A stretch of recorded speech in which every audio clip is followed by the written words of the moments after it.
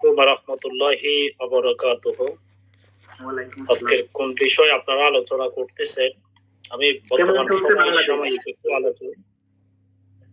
বিষয়টা হচ্ছে, দেখেন বর্তমান বাংলাদেশের যে প্রেক্ষাপটটা, আপনারা গত 2-3 দিন আগে হয়তো হাস্য মাহমুদ অর্থাৎ হাসান মাহমুদের একটা রেকর্ড আপনারা সোশ্যাল মিডিয়াতে পেয়েছেন। সেটার মূল টার্গেট ছিল বিএনপির নামটাকে ব্যবহার করা হয়েছে সেই জায়গায়। কিন্তু বর্তমান বাংলাদেশের প্রেক্ষাপটটা কিন্তু ভিন্ন আকারের রূপ ধারণ করেছে। ইতিপূর্বে আপনারা বিভিন্ন সোশ্যাল মিডিয়ার মাধ্যমে এবং কি বাংলাদেশের বিভিন্ন জেলা থেকে বিভিন্ন ফলাফল উঠে আসতেছে, ফায়দা কারাই লুটে নিচ্ছে। কিন্তু হাসান মাহমুদ যে নামটা ব্যবহার করেছে বিএনপির সাথে বা আগামীতে আপনার এই জাতীয়ভাবে মানে আপনার এই ঐক্যভাবে মানে দেশ পরিচালনা বা বিভিন্ন কিছু মন্তব্য উনি করেছে। তো মন্তব্যটা করার কারণে এখানে বিষয়টা কিন্তু ভিন্ন আকারের রূপ ধারণ করতেছে। ইতিপূর্বে কিন্তু ফায়দা লুটে নিচ্ছে জামাত শিবির। কেননা ইতিপূর্বে আপনারা সবাই দেখতেছেন যে জামাত শিবিরে যে সমস্ত কাজগুলো করতেছে, আওয়ামী দূষকদেরকে আবারও মাথা ছাড়া দিয়ে আবার দাঁড়ানোর সুযোগ করে দিচ্ছে বর্তমান জামাত। অতীতে আমরা জামাতের বিভিন্ন ভূমিকা শুনেছি, বিভিন্ন ইতিহাস শুনেছি, কিন্তু স্বৈরাচারী মুক্ত একটি বাংলাদেশ গড়ে ওঠার পরে এই মুহূর্তে যদি অন্তর্বর্তীকালীন সরকার থাকা অবস্থাতে যদি এই জামাত যদি বিশেষ করে অতীতের মতো যদি বেঈমানের পরিচয়টা যদি দিতে চায়, তাহলে আগামী দিনটা কিন্তু খুবই একটা ভয়ঙ্কর দিন আবারও মনে করতেছেন আসতেছে। কেমন ভয়ঙ্কর দিন হবে? কারণ আওয়ামী সন্ত্রাসী বাহিনীরা হচ্ছে কাল সাহেবের চাইতে ভয়ঙ্কর। জামাত কিন্তু অনুপ্রবেশকারীদেরকে কিন্তু জায়গা দিচ্ছে, দলবাড়ি করতেছে।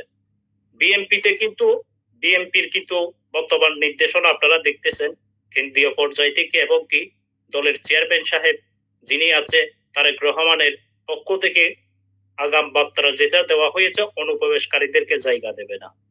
যদি কোনো ধরনের তথ্য প্রমাণ এবং কি আপনারা এভিডেন্স যদি দিতে পারেন, আওয়ামী দূষকদেরকে বিভিন্ন কমিটিতে রাখা হয়েছে, তাহলে ওই ওয়ার্ডের বা জেলা বলেন, ওয়ার্ড বলেন, থানা বলেন, ইউনিয়ন বলেন, যে কোনো জায়গায় বলেন না কেন, ওটা তদন্ত অনুযায়ী কেন্দ্রীয়ভাবে তাদের বিরুদ্ধে অবশ্যই আপনার এটা উদ্যোগ নিতেছে বিভিন্ন জায়গায় কিন্তু হচ্ছে।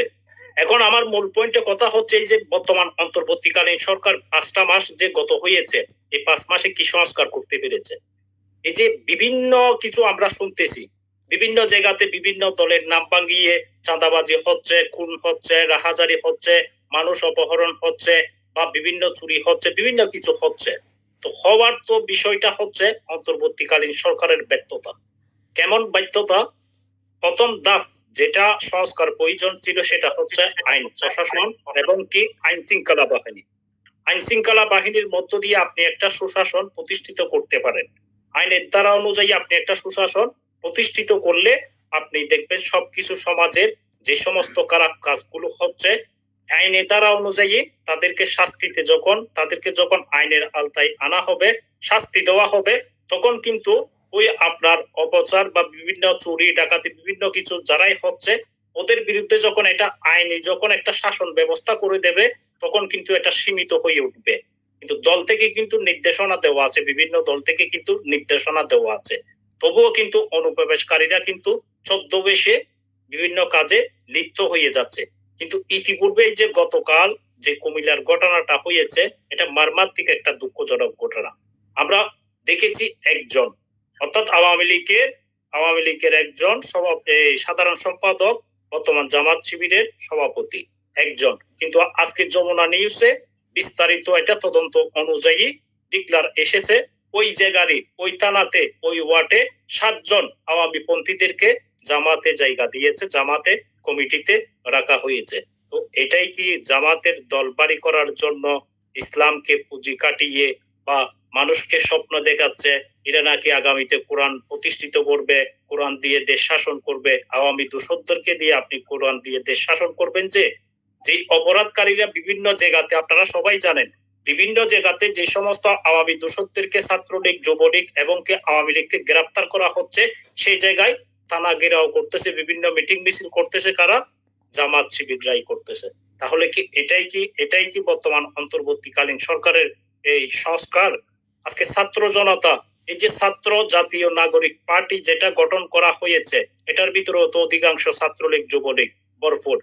এটা যদি তদন্ত করে দেখেন তাহলে এই জাতীয় নাগরিক পার্টি ছাত্র জনতা যেটা রাজনৈতিক একটা পার্টি গঠন করা হয়েছে বা কমিটি গঠন করা যেটা হয়েছে রাজনৈতিক দল, এই দলের ভিতরেও আপনি খতিয়ে দেখেন আওয়ামী পন্থী এবং আওয়ামী সন্ত্রাসী বাহিনীরা ওই কমিটিতে বা ওই রাজনৈতিক দলে জড়িত আছে। তাহলে বাংলাদেশ জাতীয়তাবাদী দল তো হচ্ছে একটি একটি সাগর। এই সাগরের কিন্তু লক্ষ লক্ষ কোটি কোটি কর্মী বর্তমান দেশ বিদেশে অবস্থান করতেছে। এই দলের মেন্টেট আছে, এই দলের সম্মান আছে। সেই জন্য তারেক রহমান নির্দেশনা যেটা দিয়েছে এটা দলের জন্য আমি মনে করতেছি একটা সুন্দর একটা নির্দেশনা দিয়েছে। এই নির্দেশনা সমস্ত জেলার নেতাকর্মী এবং কি থানা থেকে শুরু করে ওয়ার্ড থেকে শুরু করে ইউনিয়ন থেকে শুরু করে প্রত্যেকটা জেলার নেতাকর্মীর দায়িত্ব যারাই আছে তাদেরকে কিন্তু সচেতন হতে হবে। অনুপ্রবেশকারীদেরকে জায়গা দিয়ে কোনো লাভ হবে না। কারণ আগামীতে কে সরকার গঠন হবে সেটা আগামী বাংলাদেশের জাতীয় নাগরিক যারা আছে বা বাংলাদেশের জনগণই ফাইসালা নেবে আগামীতে কারাই জনগণের ম্যান্ডেট অনুযায়ী আগামী সরকার প্রতিষ্ঠিত হচ্ছে সেটা জনগণই বাছাই পর্ব করবে। কিন্তু এখন এই মুহূর্তে প্রবাসীদের বিষয় নিয়ে আমি কোনো আলোচনাই করতে চাই না। আগামীকাল যখন আপনি একটি তারিখ ঘোষণা করেছেন ওই আগামীকালের তারিখের জন্য প্রবাসীদের জন্য কিছু আমার কথা আছে, কিছু দাবি আছে, ওই দাবিগুলো তুলে ধরবো। ধন্যবাদ। আল্লাহ হাফেজ। বাংলাদেশ। ঠিক আছে ভাই, আগামীকাল